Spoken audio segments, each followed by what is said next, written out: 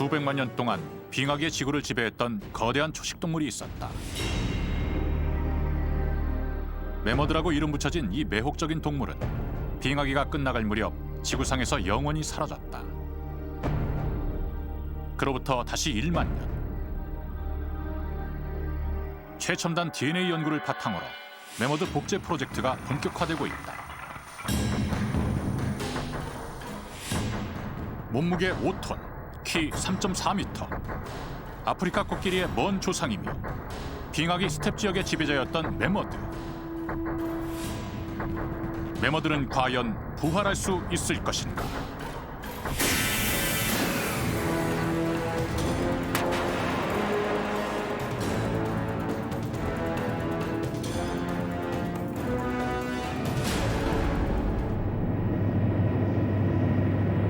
(2002년 8월) 시베리아 막스노하.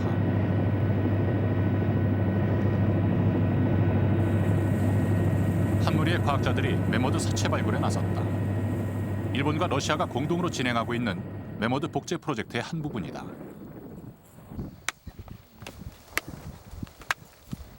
발굴 현장은 도끼로도 파내기 어려울 만큼 단단하게 얼어붙은 영구 동토. 결국 가까운 강에서 물을 끌어와 언 땅을 녹이는 방법이 동원됐다. 동토 속으로 2m가량을 파내려가자 거대한 매머드의 다리뼈가 드러났다.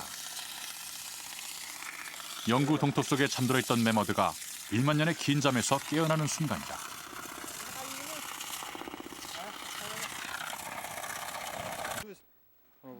발굴 과정과 주변 동토에 대한 정보도 철저하게 기록됐다.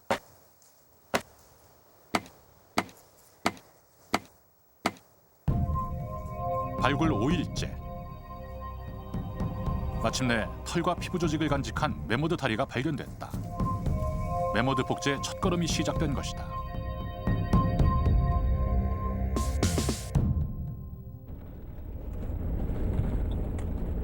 (2년) 후 시베리아 야쿠츠크.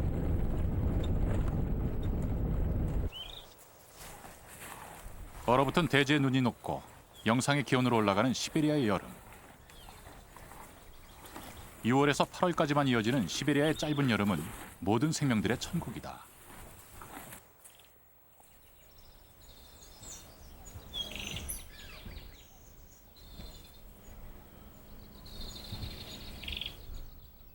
매머드를 연구하는 과학자들에게도 이 짧은 여름은 황금의 시간이다. 얼었던 땅이 잠시 드러나는 이 즈음이야말로 매머드 발굴의 적기이기 때문이다.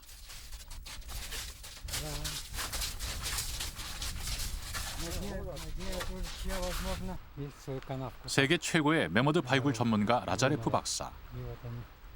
그가 이곳을 찾은 이유도 보존 상태가 좋은 매머드 사체를 얻기 위해서다.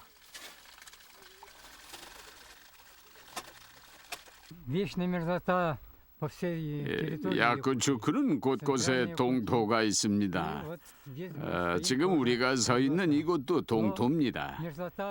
제가 이곳을 연구지로 택한 이유는 다른 지역의 동토가 여름철에 1, 2m까지 녹지만은 이곳은 지표면까지 동토 상태를 유지하기 때문입니다.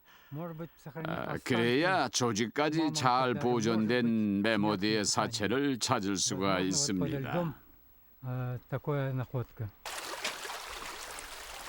탐사 이틀째.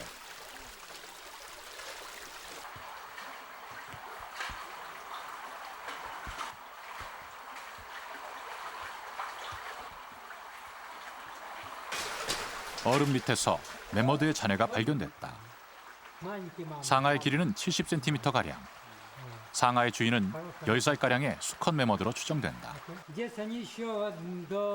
이 젊은 매머드는 동토가 형성되기 전에 살았는데 죽은 다음에 모래 속에 묻혔습니다. 그 모래 위에 동토가 형성됐죠. 날이 따뜻해지고 얼음이 계속 녹아내리니까 이렇게 지표면에 드러난 것입니다. 이 매머드의 상아에서 생태 정보를 찾기란 쉽지 않다. 군데군데 많이 갈라져 있는 것으로 보아 너무 오랫동안 지표면에 노출돼 있었다.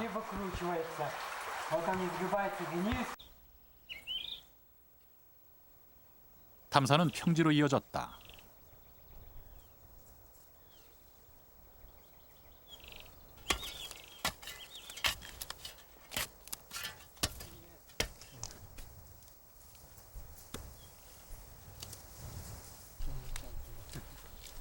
탐사팀이 이번에 찾는 것은 메머드의 뼈다. 이것은 메모도 바로 이쪽 부위뼈입니다. 이 등치가 아주 컸을 것 같은데 이렇게 한 곳에 무더기로 붙여 있는 걸로 봐선 한 마리의 뼈일 가능성이 높습니다. 1만 년의 세월 동안 부패하지 않고 견뎌낸 유골들. 그 비밀은 무엇일까?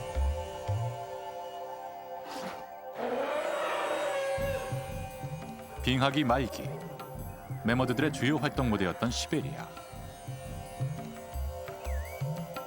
무리에서 이탈한 젊은 메머드 한 마리. 실수로 발을 헛 디딘 메머드는 추락하고 만다. 메머드의 몸 위에 쌓인 눈이 얼어붙고 진흙과 고운 모래가 겹겹이 쌓여 영구 동토층을 형성한다. 부패의 원인인 산소는 완전히 차단됐다.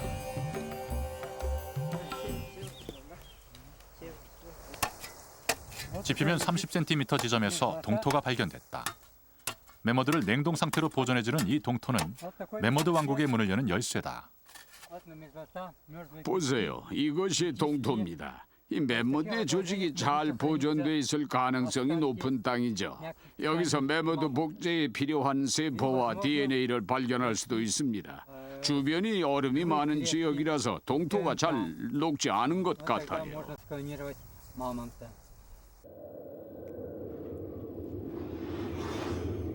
메머드 가족의 대이동이 시작됐다. 긴 털과 두꺼운 피부를 가진 메머드는 그 어떤 동물보다도 추위에 잘 적응해 왔다.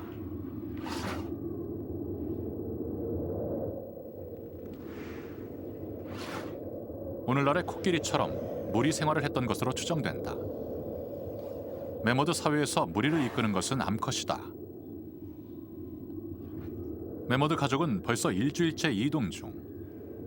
이들의 식량은 시베리아 벌판에서 흔하게 발견되는 풀과 같은 식물들이다.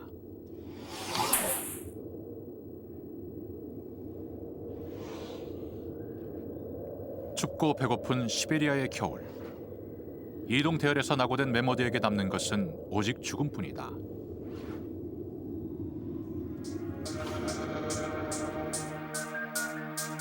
메머드의 사체가 집중적으로 발굴되고 있는 곳은 시베리아 북부 지역.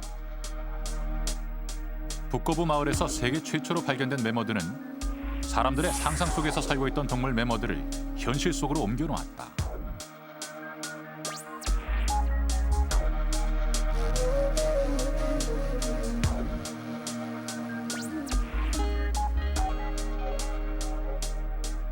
완벽한 형태를 간직한 채 발굴된 새끼 메머드 디마. 디마의 발굴은 프랑스, 영국, 일본 등 10여 개국이 경쟁적으로 뛰어들고 있는 메머드 발굴 프로젝트의 신호탄이 됐다.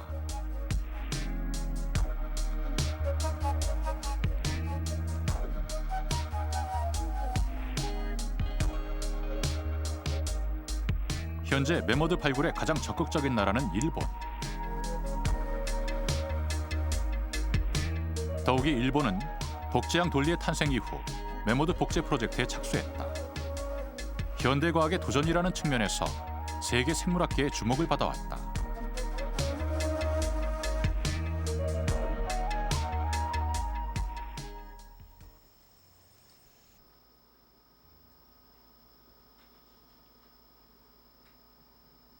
지난 20여 년 동안 메머드 연구에 정열을 바쳐온 긴키대 첨단기술종합연구소의 이리타니 교수.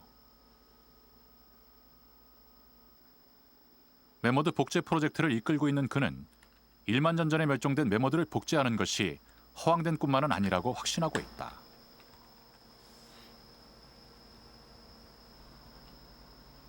메머드 복제 프로젝트는 그의 멸종동물 복제 프로젝트의 출발점이기도 하다.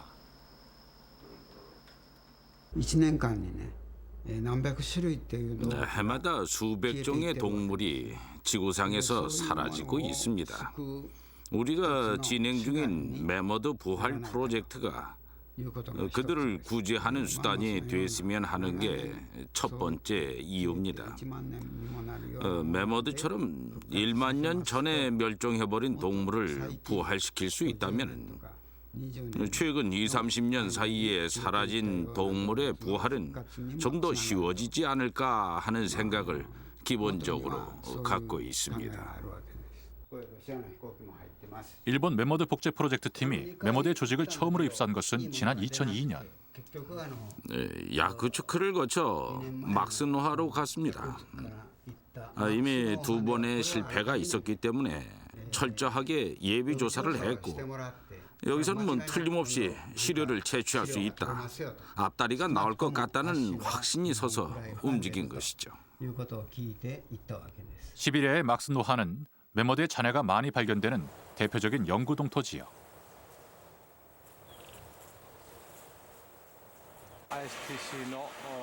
매머드 발굴 경험이 풍부한 라자레프 박사팀도 발굴 현장에 합류했다.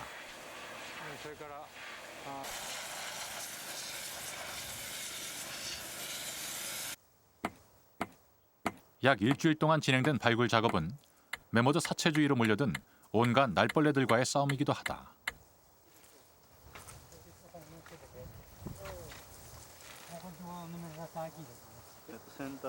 2m 깊이 동토에서 암컷으로 추정되는 매머드 사체가 발견됐다. 사향 냄새가 진하게 풍기는 갈색 털의 매머드다. 발굴된 매머드 다리는 현장에 가져간 냉동고에 즉각 옮겼다. 현장에서 그러니까 막스노하의 발굴 현장에서 우리 연구소의 가토 박사가 위성 전화를 했습니다. 이거라면 되겠다고 하더군요. 전부가 다 얼음 속에 파묻혀 있던 거라고 해서 저도 이건 기대할 수 있겠구나. DNA 보존 상황도 상당히 좋겠다. 이렇게 기대를 많이 했죠.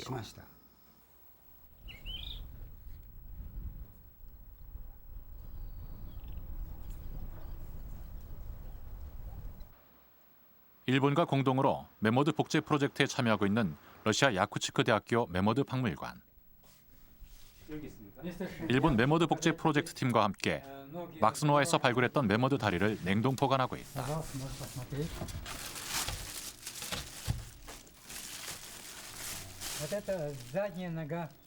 이것은 막스모브스키 매머드의 뒷다리입니다. 여기서 매머드의 근육 조직과 피부의 털까지 볼 수 있는데 보시다시피 매머드의 발바닥도 아주 잘 보존된 상태입니다. 각종 생물학적 실험에 필요한 샘플을 이 다리에서 채취했습니다. 그중에 일부는 제가 직접 일본 긴기대학에 전달했습니다. 이리타니 교수와 가토 교수가 그 샘플로 연구를 하고 있습니다.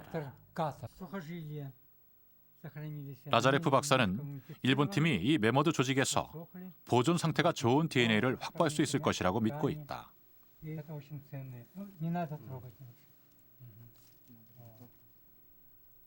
И под этой ногой лежит передняя нога еще.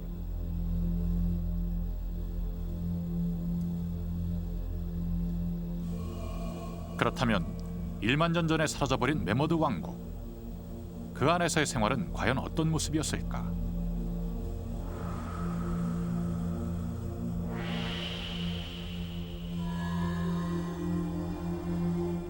매머드 왕국의 일원이었던 한 매머드의 화석. 야쿠츠크 대학교 매머드 박물관에 보관되어 있는 이 화석을 통해 우리는 1만 년의 시간을 가로질러 매머드 왕국으로 들어선다.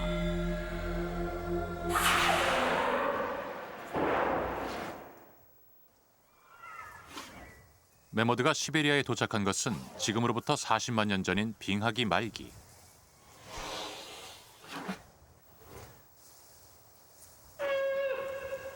춥고 건조한 시베리아 초원에서 매머드를 위협할 수 있는 동물은 아직 없었다.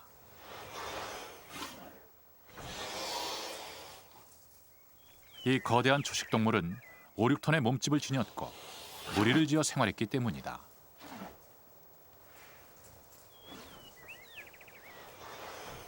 초원지대의 기후는 1년 내내 추웠지만 키가 큰 초목들은 매머드 종족을 먹여 살리기에 충분했다.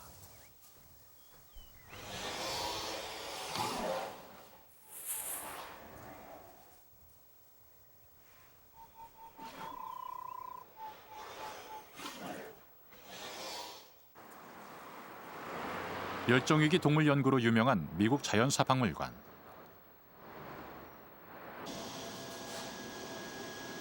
이곳에선 멸종위기 동물 3만여 종의 세포 조직과 유전자 정보를 확보하고 있다.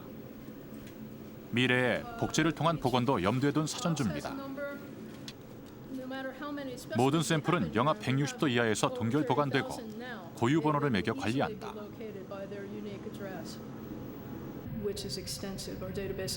우리는 시료 안에 든 세포 조직을 언제, 어떻게, 왜 채취했는지 10페이지에 달하는 정보를 자세히 기록합니다. 그래서 세포 조직을 채취한 생물종의 분류학적 역사나 세포 조직의 DNA 염기 배열에 이르기까지 모든 기록을 알 수 있어요. 연구팀은 고 DNA, 즉 매머드처럼 오래전에 멸종한 동물의 DNA 연구에도 적극적이다.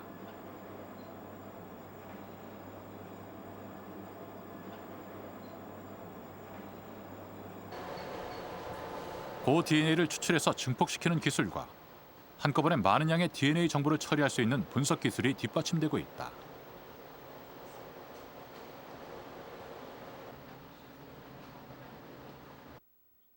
실제로 이들은 지난 92년 호박에서 고 DNA를 추출하는 데 성공했다. 고 DNA 연구의 큰 성과였다. There are different ways that organisms get preserved. 기체 또는 생물을 장기적으로 보존하는 방법에는 몇 가지가 있습니다. 가장 대표적인 방식이 바로 호박으로 유기체가 나무의 수액 속에 수백만 년 동안 보존되는 형태입니다. 이것은 표본의 DNA를 보존하는 데 있어 매우 이상적인 방법으로 호박이 세포 조직을 완전히 건조시키기 때문에 잘 보존된 DNA를 얻을 가능성이 아주 높습니다. 8,500만 년 전에 멸종한 공룡의 복제를 다룬 영화 쥐라기 공원. 이 영화는 멸종동물 복제에 대한 관심을 전 세계적으로 불러일으켰다.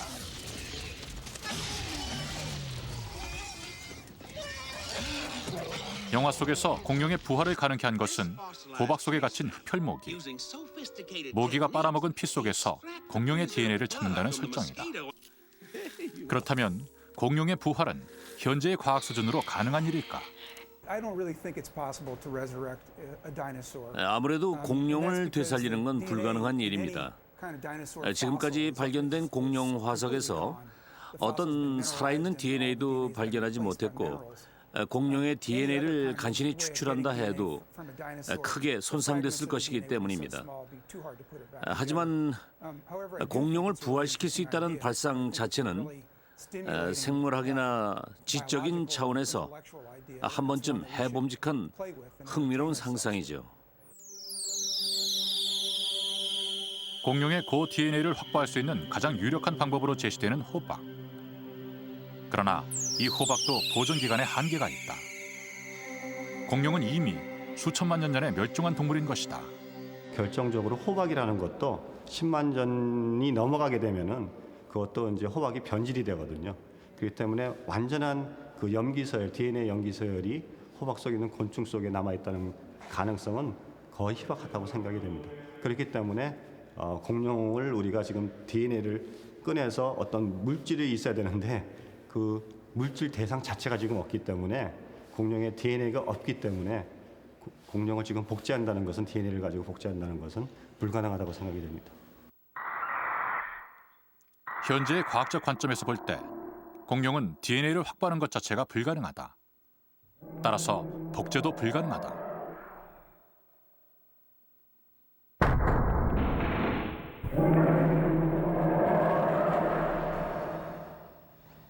그렇다면 매머드의 DNA를 확보하는 것은 가능한 일일까? 매머드 복제 프로젝트에 참여하고 있는 카토 박사. 2004년 3월 그는 매머드 복제의 중요한 전기를 마련할 수 있는 새로운 실험에 돌입했다. 시베리아 막스노아에서 발굴한 매머드의 조직에서 DNA를 분리해내는 작업이다.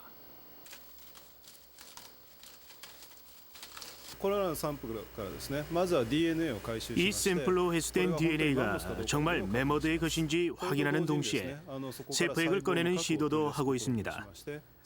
세포액을 이용한다면 매머드 복제에 들어가는 것도 가능합니다.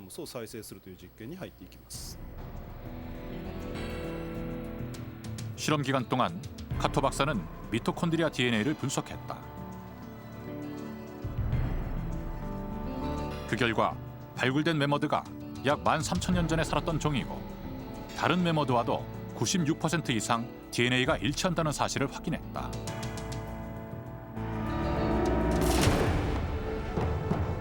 매머드의 DNA를 확보함으로써 복제에 한 걸음 더 다가서게 된 매머드 복제 프로젝트 팀.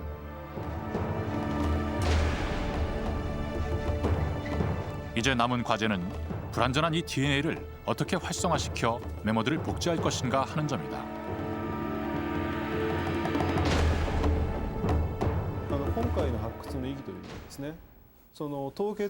이번 작업의 의의는 동결된 상태의 샘플을 시베리아 대지에서 운반해 왔고 그 샘플들이 동결 상태 그대로 보존돼 있다는 데서 찾을 수 있을 것 같습니다.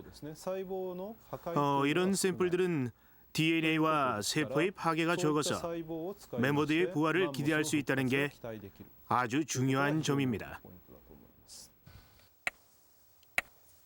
그러나 여기에는 반론도 있다. 복제 프로젝트 팀이 확보한 매머드의 세포는 자연 상태에서 동결됐기 때문에 그 과정에서 심각한 손상을 입었을 가능성이 높다는 것이다.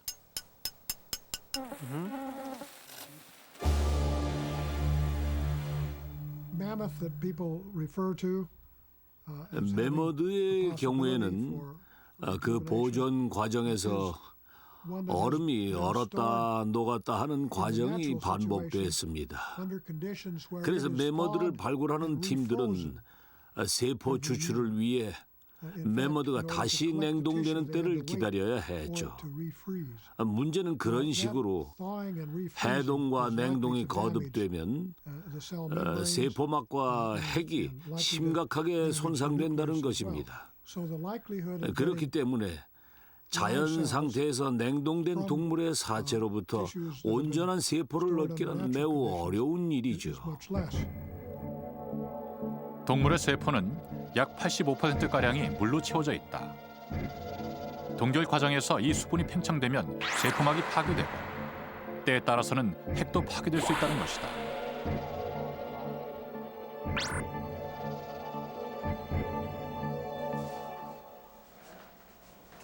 모유 성분이 들어있는 우유를 생산하는 젖소 보라미를 복제한 한용만 박사. 복제에 동결 수정란을 이용했던 한용만 박사는 크레모 교수와는 다른 해석을 내놓고 있다.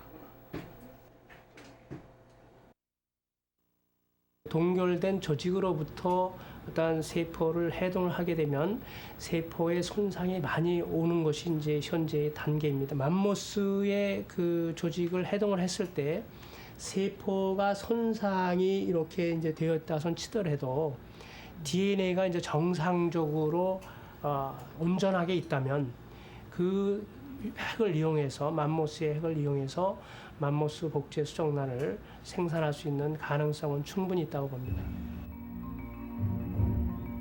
과학자들에게 도전과 꿈이 되고 있는 매머드 복제. 지구상의 다른 동물들처럼 매머드의 조상들도 다양한 진화 과정을 거쳤다. 4천만 년 전에 살았던 데이노테리움.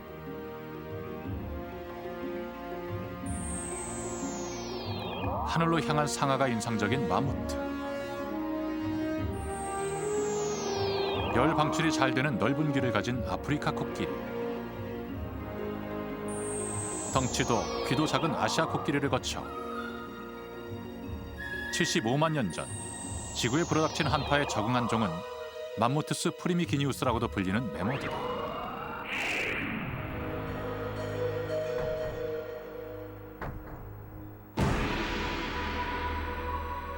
매머드들이 아프리카를 떠나 대이동을 시작한 것은 약 300만 년 전.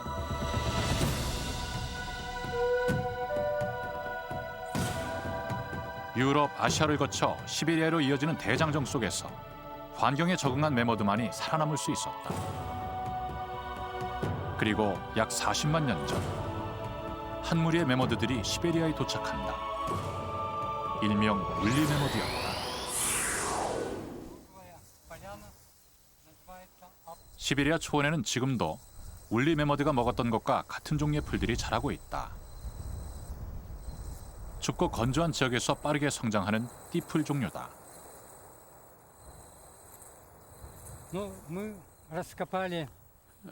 우리는 다양한 발굴 작업을 통해 매머드의 내장과 소화기관이 완벽하게 보존된 매머드를 발견했습니다. 그리고 그 소화기관에 있던 음식물을 하나하나 분석해 나가는 과정에서 뚝새풀, 띠풀과 같은 식물들을 확인했죠.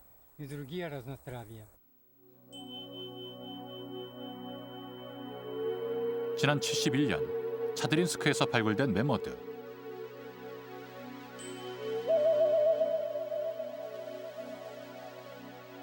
매머드의 내장 속에서 식물의 흔적이 발견됐다.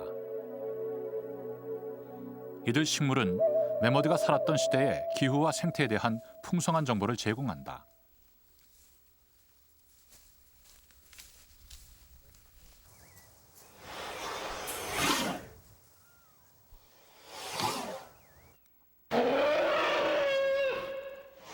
매머드 한 마리가 하루 동안 먹어치우는 풀의 양은 약 300~400kg. 그래야 5~6톤이나 되는 체구를 유지할 수 있다.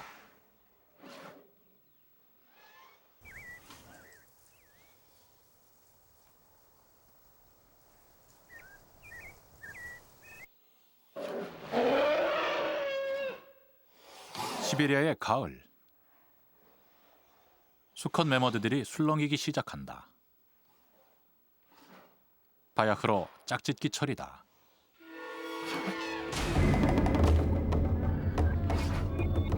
매머드들의 서열은 지금의 코끼리처럼 누가 더 몸집이 큰가, 누가 더 힘이 센가로 결정된다.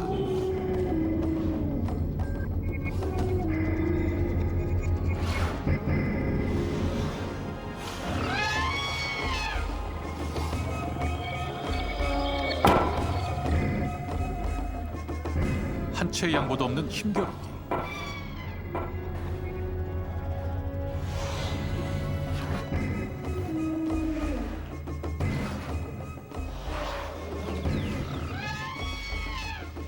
그러나 승부는 싱겁게 끝이 났다. 오늘도 승리는 덩치 큰 우두머리 매머드의 몫이다.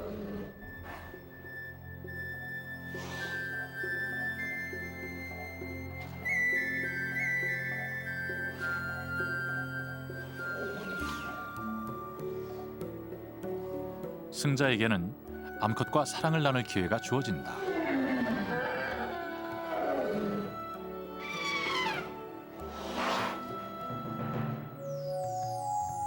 (22개월) 후 암컷 매머드는 출산을 맞았다.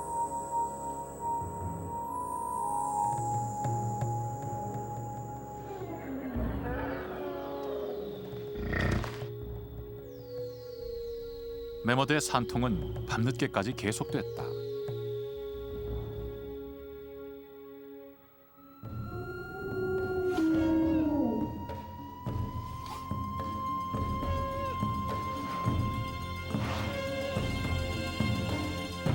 이제 막 태어나 초원 속으로 걸어나가는 새끼 매머드. 그러나 이 순간 새끼도 어미도 앞으로 다가올 재앙을 알지 못했다.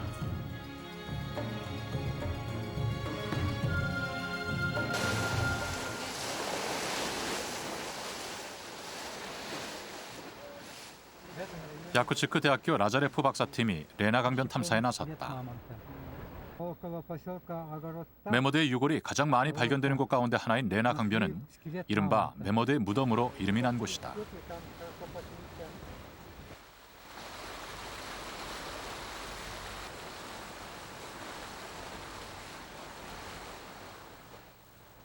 오늘의 목적지는 해안가의 매머드 무덤.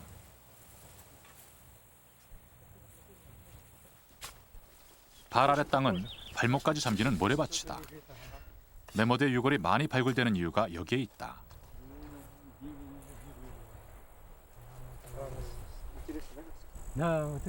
젊은 메모드에 상합니다. 얼마 전에 모래판에 떨어지면서 드러난 것 같아요. 70여 센티미터짜리 상하로 남은 메모드. 메모드는 왜 갑작스럽게 사라졌을까? 메모드의 멸종에 대해서는 크게 두 가지 가설이 있다. 그 첫 번째가 급격한 기후 변화로 인한 서식지 파괴.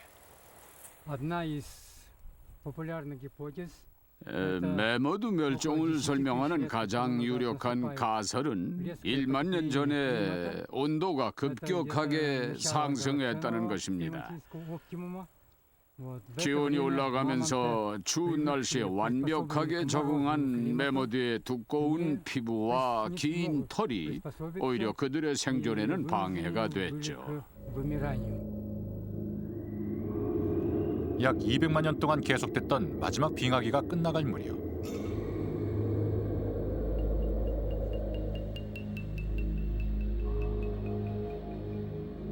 기온이 갑자기 올라가면서 빙하가 녹아 시베리아 벌판에 홍수가 발생했다.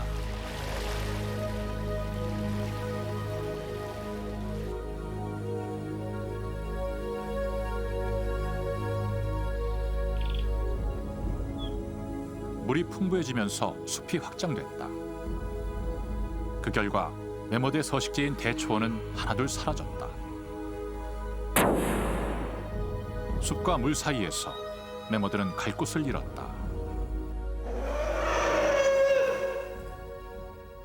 다른 가설에 의하면 메모드를 멸종시킨 장본인은 원시인 사냥꾼들입니다. 바로 듀쿠타인이죠.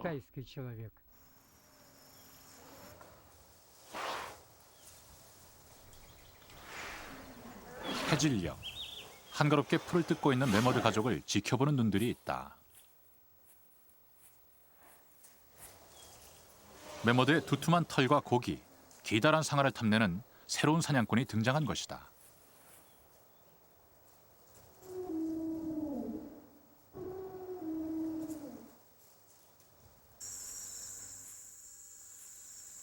사냥이 시작된 것은 칠흑 같은 밤.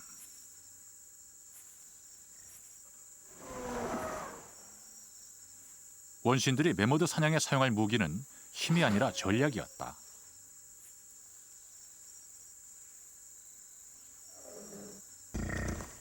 여기서부터는 보다 정교한 작전이 필요하다. 사냥꾼들은 또 하나의 강력한 무기를 가졌다. 바로 불이다.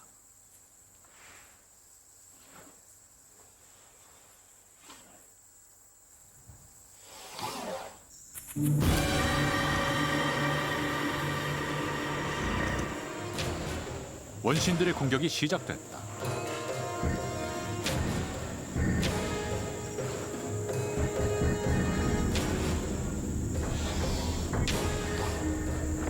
작전의 승패는 메모드를 얼마나 무방비 상태로 몰아넣느냐에 달려있다.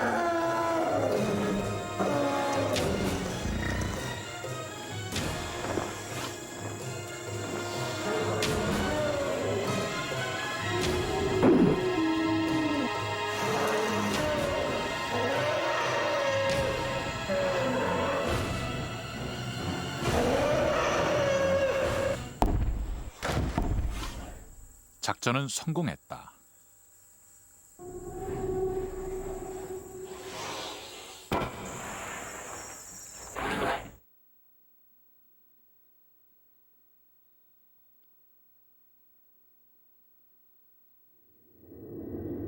그러나 이런 원신들의 메모드 사냥이 메모드 멸종에 직접적인 이유가 되지는 않았다.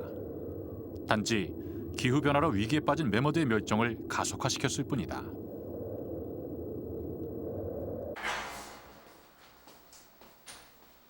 일본 메모드 복제 프로젝트의 책임자인 이리타니 교수가 카토 교수의 실험실을 찾았다. 1997년부터 프로젝트를 함께 진행해오고 있는 두 사람. 러시아로부터 도착한 메모드 복제에 관한 새로운 정보를 교환한다. 메모드 복제 연구팀의 중요한 계기가 되어준 것은 이리타니 교수가 세계 최초로 성공시킨 현미 수정법이었다.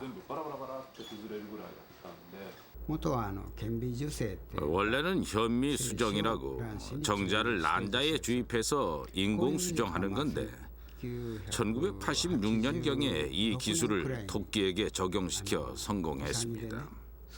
그래서 이거라면 메모드의 정자는 죽었더라도 사람이 그 핵을 주입해주면 되지 않을까 생각했던 것이죠. 발견만 한다면 1만 년 전에 정자라 할지라도 코끼리 난자에 주입해 처음엔 50%짜리 메모드, 그 다음 2대, 3대에 걸쳐 반복을 하면서 점점 순종에 가까운 메모드를 복제할 수 있죠. 그런 차원에서 시작했습니다. 메모드 복제 프로젝트 팀의 이론은 생쥐 복제 실험을 통해서도 입증됐다.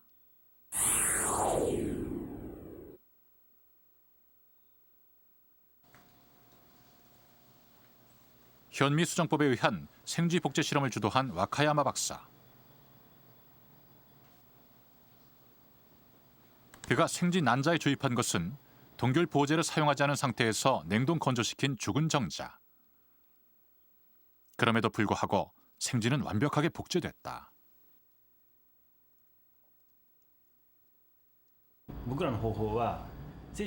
저희 팀의 연구 방법은 정자를 되살린 게 아니라 처음부터 죽은 정자를 사용한 것입니다. 동결 보호제를 전혀 안 썼기 때문에 정자가 죽을 수밖에 없는 조건이었거든요. 죽은 정자를 이용해서도 건강한 새끼를 만들 수 있다는 사실을 최초로 발견했다는 데 의의가 있습니다. 정자는 세포 중에서 가장 보존 능력이 강한 세포다. 그래서 정자가 죽어도 핵만 파괴되지 않는다면 정상적인 복제가 가능하다는 사실이 실험을 통해 밝혀진 것이다. 냉동 건조 정자를 이용한 와카야마 박사팀의 생쥐 복제는 메모드 복제 연구가 한 걸음 더 나아가게 되는 중요한 계기가 됐다.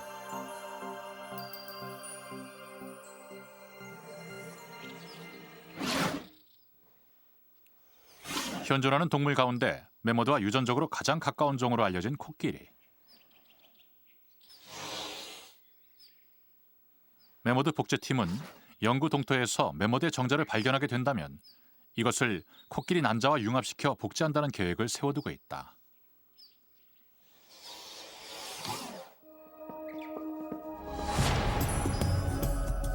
그러나 메모드와 코끼리를 이종 교배시킬 경우 단 한 번의 복제만으로는 순종 메모드를 얻을 수 없다. 수세대에 걸쳐 잡종 교배를 해야지만 유전적으로 순종에 가까운 메모드를 얻을 수 있다. 여기에서 문제가 발생한다. 코끼리의 임신 기간은 약 22개월. 따라서 순종 메모드를 얻기 위해선 최소 50년 이상의 시간을 기다려야만 하는 것이다.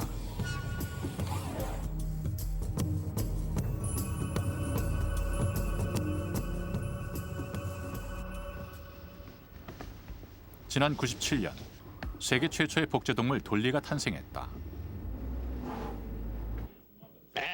돌리는 동물 복제에 대한 기존의 이론을 송두리째 뒤흔들어 놓았다.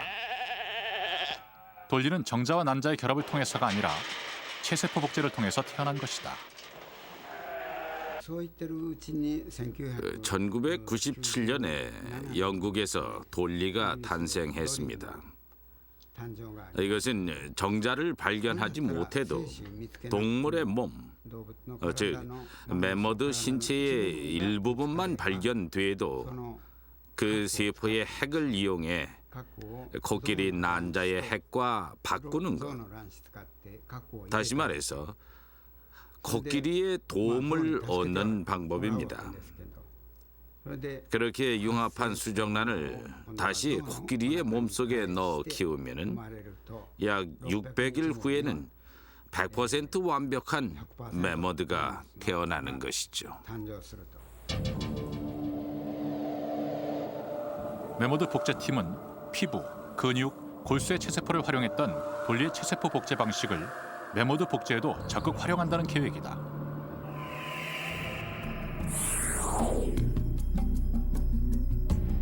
메모드의 체세포에서 손상이 안 된 핵을 추출한 뒤 핵을 제거한 코끼리의 난자에 이식하고 다시 대리 모인 코끼리의 몸에 수정란을 착상시켜 복제하는 방식이다.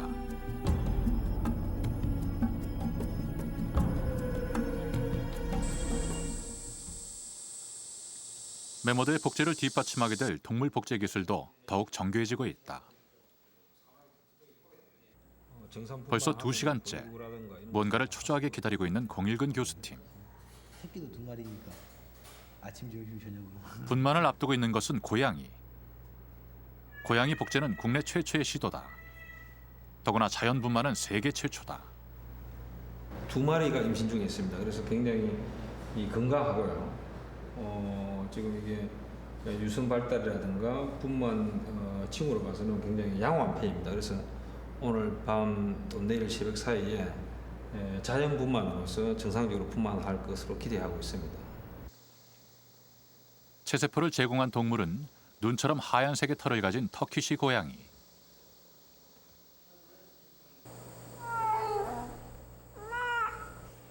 늦은 밤, 본격적인 분만이 시작됐다.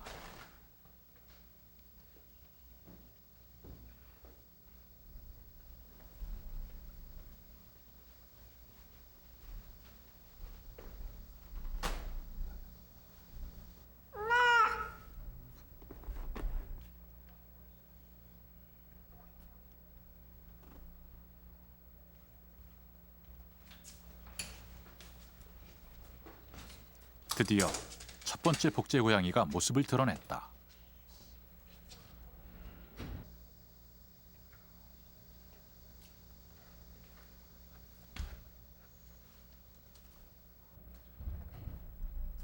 새끼는 체세포를 제공한 고양이와 같은 흰색이다.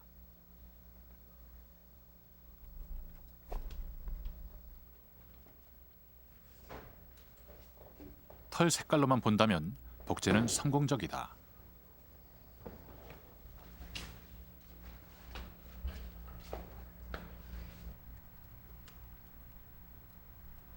이날 태어난 복제 새끼는 모두 2마리. 왕성한 식욕을 자랑하는 녀석들의 건강 상태는 2마리 모두 매우 양호해 보인다. 애완용 고양이의 체세포로 복제 고양이 생산은 전 세계 처음이라고 저희들이 판단되고요. 도나 세포를 흰색 고양이였는데 이게 보시다시피 산자도 2마리가 하얗게 태어났습니다. 그래서 완벽하게 복제로서 재현된 거 아닌가 이렇게 생각되고요. 3개월 후에 다시 만난 복제 고양이들은 제법 터키시 고양이의 모양새를 갖춰가고 있다. 북실북실한 털과 큰 몸집이 체세포를 제공한 터키시 고양이의 모습 그대로다.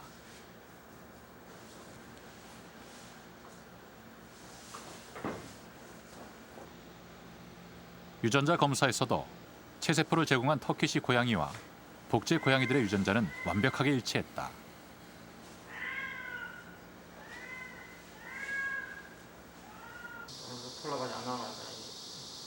고양이 복제에 성공한 순천대 공일근 교수와 윤희준 박사. 윤희준 박사의 핵 이식술은 자타가 공인하는 세계 최고 수준이다. 특히 난자의 핵을 제거할 때 다른 조직의 손상 없이 핵만 제거해내는 게 이 기술의 핵심. 윤희준 박사는 이 기술로 복제 성공률을 평균보다 20% 이상 끌어올렸다. 두 사람의 다음 목표는 같은 고양이과 동물인 살개 복제.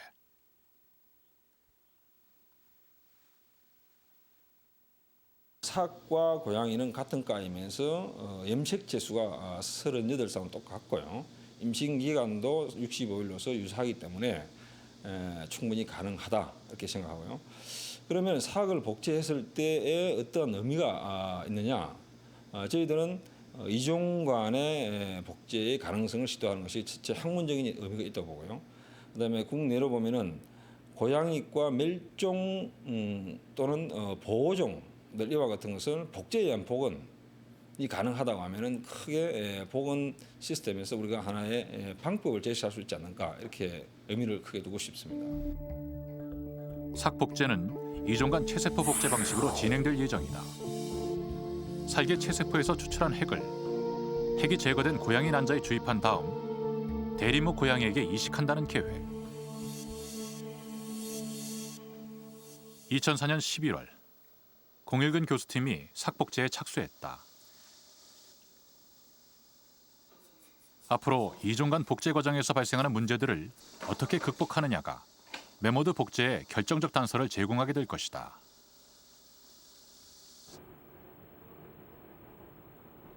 이종간 복제가 본격화되기 시작한 것은 인도산 들소 가우어가 복제되면서부터다. 가우어는 세계 멸종위기 동물의 유전자 정보를 수집하는 일명 노아의 방주 프로젝트의 첫 번째 결실이다.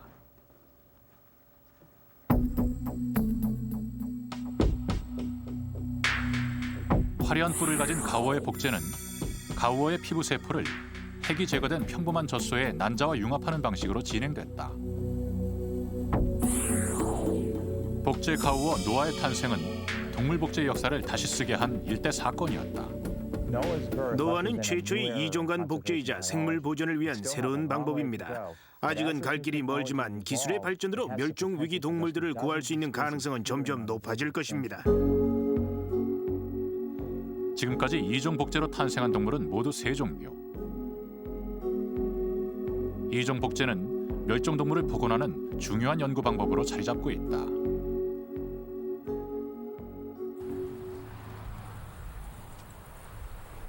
미국 멸종동물 복제 연구의 대표 주자로 통하는 크레머 교수. 그는 이종 동물 간의 복제에 대해서는 매우 신중한 태도를 유지하고 있다. 복제 기술의 놀랄만한 성과물에도 불구하고 전혀 의도하지 않았던 새로운 종이 탄생할 가능성은 얼마든지 있다는 것이다.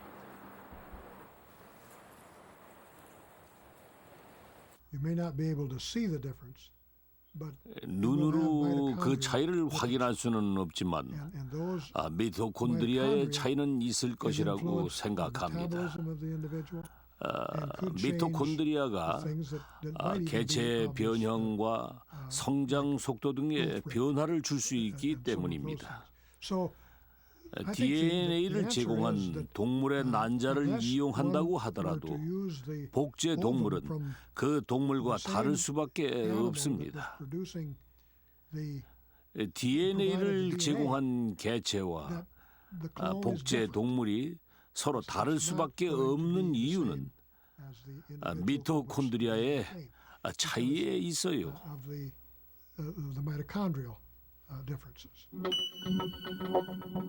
미토콘드리아의 문제는 체세포를 제공한 동물의 세포를 난자 속에 이식한 다음 발생한다. 이 과정에서 체세포 제공 동물의 미토콘드리아는 없어지고 대리모 미토콘드리아만 남게 되기 때문이다.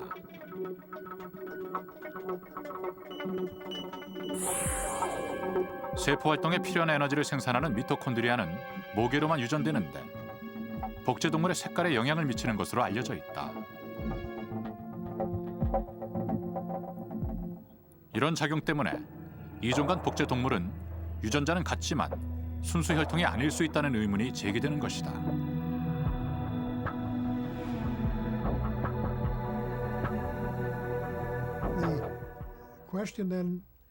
문제는 원래 동물과 가장 유사한 동물을 보존하는 것과 동물을 완전히 멸종하게 하는 것 중 어느 것이 더 나은가 하는 것입니다.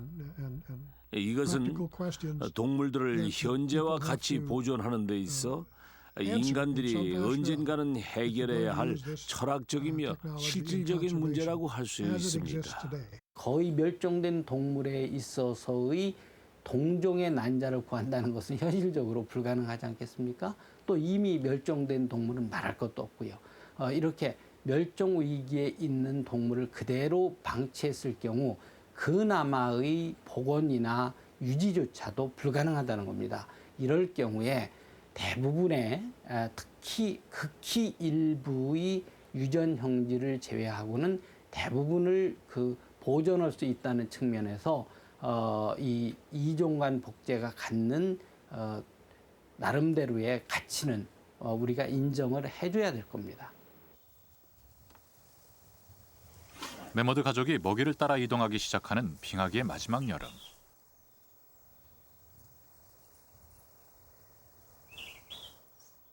새끼 메머드에게는 생애 첫 번째 여름이다.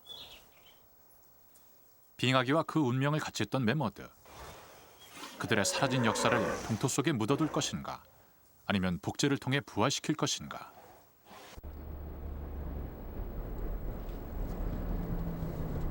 메머드 복제 프로젝트의 일원으로 참여하고 있는 기우현 축산연구소.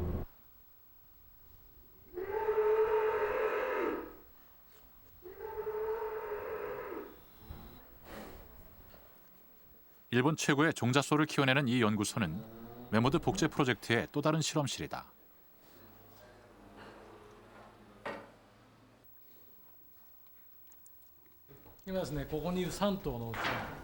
여기에 있는 3마리의 수컷은 일본을 대표하는 최상급 종자소들입니다. 저쪽하고 여기 둘은 작년에 전국 대회에서 최고상을 받았습니다. 특히 이건 일본 최고의 내각 총리 대신상을 수상한 소죠. 그리고 다음에 있는 수컷은 다음 세대를 짊어지고 갈 소예요. 그 혈통을 보자면은 아버지 쪽도 어머니 쪽도 모두 야수후쿠입니다. 100억 엔 이상의 경제 효과를 가지고 있다는 전설의 소 야스후쿠. 야스후쿠는 이미 10년 전에 죽은 종자소로 일본인들에겐 육질 좋고 맛 좋은 소의 대명사다.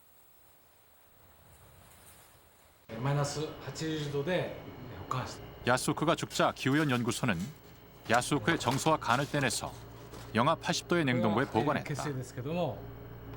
그러나 이 방법은 조직의 파괴를 막지는 못한다.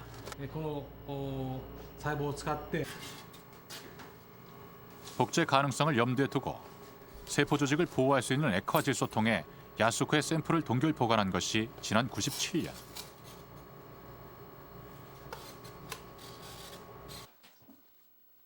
그 사이 연구팀은 인공수정으로 제2, 제3의 야스후쿠 생산을 시도했다. 그러나 인공수정을 통해 태어난 소들은 부모의 형질을 절반씩 받고 태어나기 때문에 야스후쿠와는 크게 달랐다. 연구팀은 곧 새로운 방법을 찾아냈다. 인공수정으로 죽은 야스후쿠와 닮은 소들을 만들어내는 게 아니라 야스후쿠의 조직을 이용해 야스후쿠와 똑같은 소를 복제하는 실험에 돌입했다. 손상된 동결 세포를 이용해서 새로운 개체를 만든다는 것은 영구 동토 속에 잠들어 있는 메머드의 세포를 이용해서 복원한다는 것과 같은 원리입니다. 따라서 양쪽이 모두 같은 방향으로 나아가는 것이기 때문에 야스후쿠 복제가 잘 되면은 메머드의 복제도 가능하리란 생각에서 이 연구를 진행하고 있습니다. 그렇다면 동결 과정에서 파괴된 야스후쿠의 세포 조직은 어떤 방법으로 활성화시킬 것인가? 연구팀이 주목한 것은 세포의 부활이라고도 할 수 있는 동결세포 배양술이다.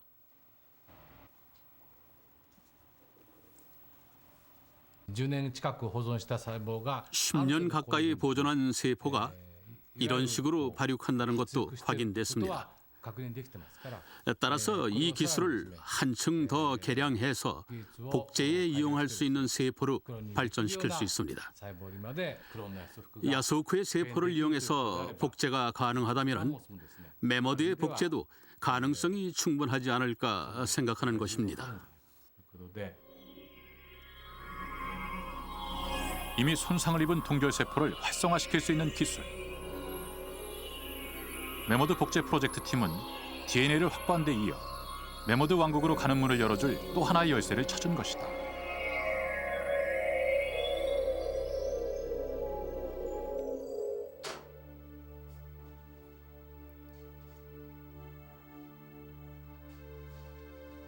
메머드 복제 프로젝트가 시작된 지 7년. 누군가는 몽상이라고 했고 누군가는 오만이라고 했다. 그러나 한 번도 포기를 생각해 본 적이 없다. 메머드 복제는 불가능에 대한 도전이다.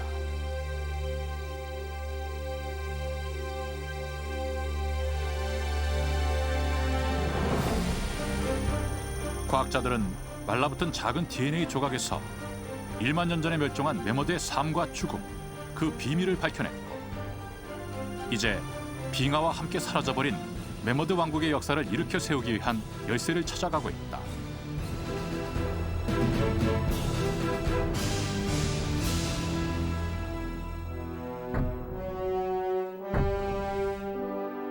미래 어느 날 메머드는 과연 다시 부활할 수 있을 것인가?